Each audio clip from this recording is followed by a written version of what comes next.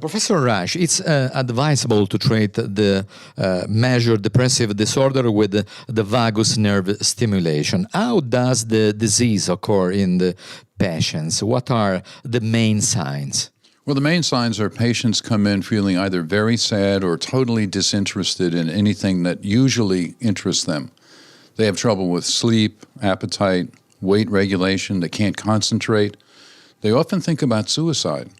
So they're in an extremely disabled state typically.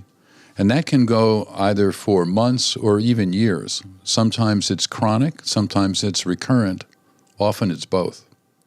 What are the benefits of the VNS therapy used for treatment-resistant depression in terms of relapse, recurrence of the depressive episode, and quality of life?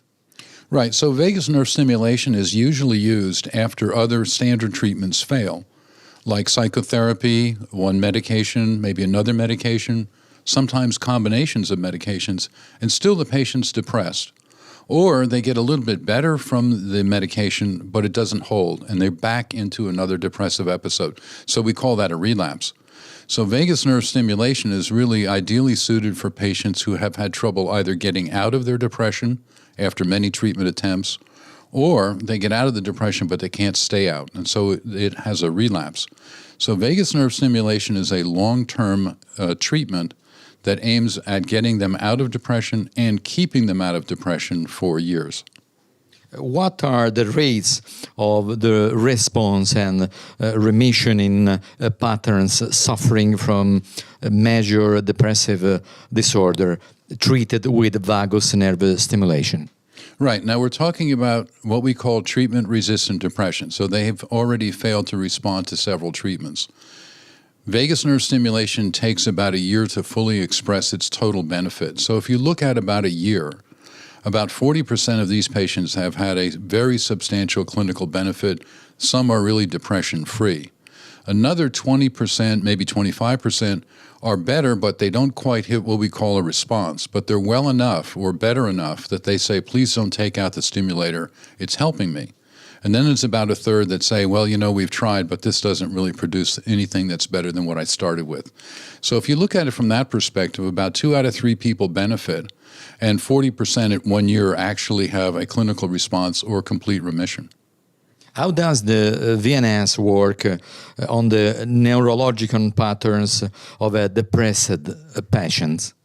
Well, depression itself and its basis is still relatively unknown. We know that it affects different neural circuits, different neurotransmitters, different mechanisms in the brain. We also know that vagus nerve stimulation affects places in the brain that relate to serotonin, norepinephrine, dopamine, brain-derived neurotrophic factor, or BDNF, and other neurotransmitters and neuromodulators. So we can't say exactly how it works, but we can say that it affects all the key circuits that are germane to depression itself and most of the neurotransmitters that we believe are involved in the disease. It obviously does something different than medication because it works when medications have failed. Professor Rash, when you decide to use the vagus nerve stimulation? Under 2 conditions. One is the patient remains depressed after multiple, let's say roughly 4 treatments, or they respond to one or another treatments, but they keep having a relapse even though they're on the medication. It's in those cases where it's either a relapsing course or you just can't get them out of depression that vagus nerve stimulation is called for.